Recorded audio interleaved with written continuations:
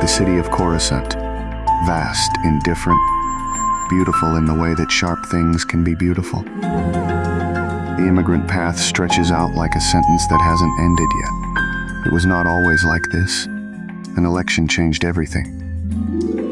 They stand like furniture that has been given weapons. The Republic is here. The Republic is watching. You don't deploy this many troopers unless there's a problem. And Coruscant has a problem.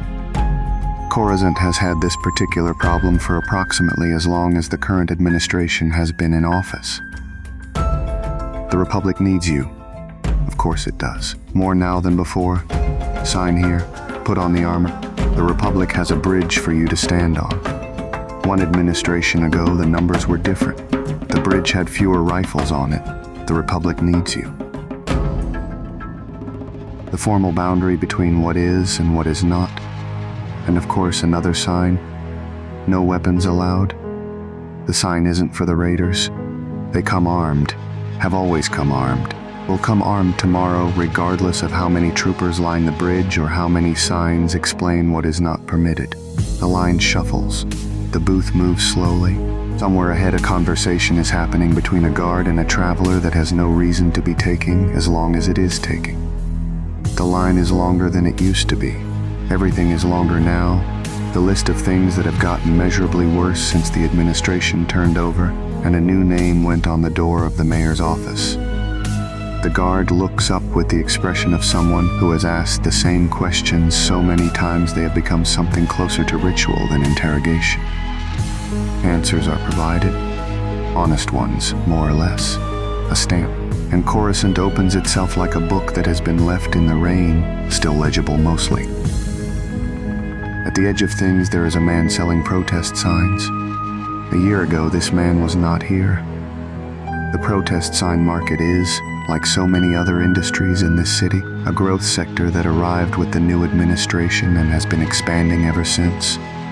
The demand being everything that has happened to this city in the months since the new mayor took office.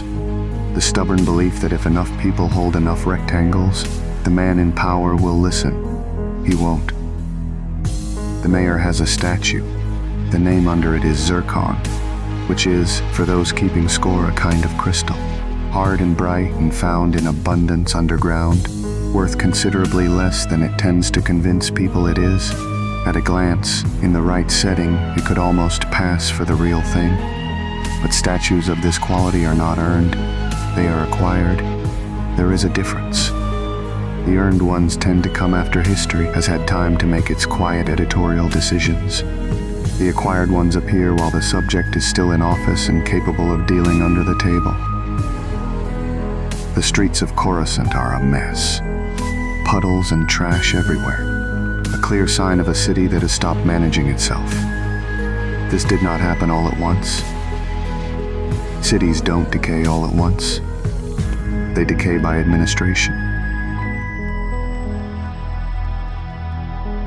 We keep walking. The sign outside says Jedi Pizza. The inside says something else entirely. Empty. Jedi Pizza closed within months of the new administration taking office. The Republic Cafe down the street has never been busier. What a strange coincidence. We leave hungry, which feels appropriate. The cafe has pizza, and through the window the Republic Bank catches the light. The safest place to store your money, the sign promises. Bank robberies are up since the man named for a worthless stone sat down behind a desk and started making decisions about where the resources go. The pizza is good for what it's worth. Two figures, cast in something that aspires to permanence, stand outside the fob with the settled authority of things that have decided not to leave. The founders, the ones from whom all of this in theory descends. What would they think of zircon? Of a mayor named for a stone who has turned a city into a quarry? Would they recognize the shape of what has happened here? A city being hollowed out from the inside? You don't ask statues questions.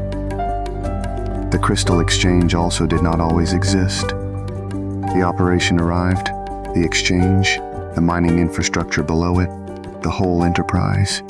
in the period following the administration change, either a coincidence or the most visible thread in a pattern that might eventually arrive somewhere interesting. One could do worse for work. There is something almost honest about it. No pretense of career development, no suggestion this is a path to something grander. The minds have no illusions about themselves.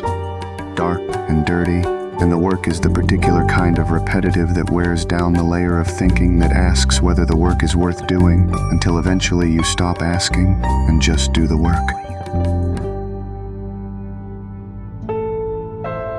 The crystals are real enough. They catch the light in ways that seem almost designed to justify the effort. The blue ones, especially.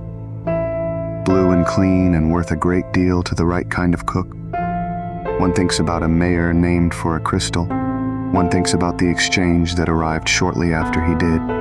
One thinks about the blue ones and where they go, and whose name is at the end of that chain, and whether it rhymes with a gemstone.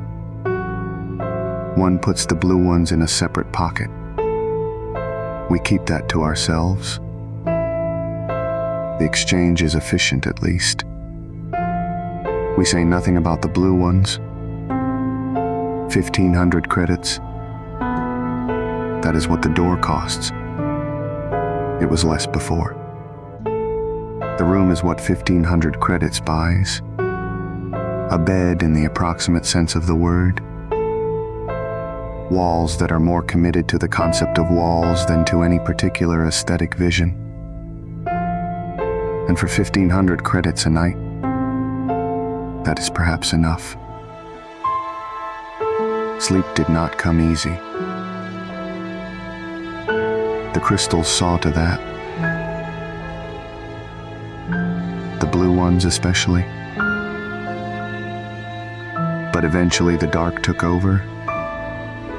And when it did, it took over completely. We are Scooter Brothers! Scooter Brother! Scooter Brother! Come on, Scooter Brother! Let's go, Scooter Brother! The crystals, it turns out, may not have been such a good idea after all. The question arrives, is this the right place? The door opens before the question finishes answering itself. The streets of Coruscant are abandoned at this hour. Somewhere behind a desk, under a bronze likeness that cost considerably more than this apartment, a man named for a worthless crystal sleeps soundly, presumably.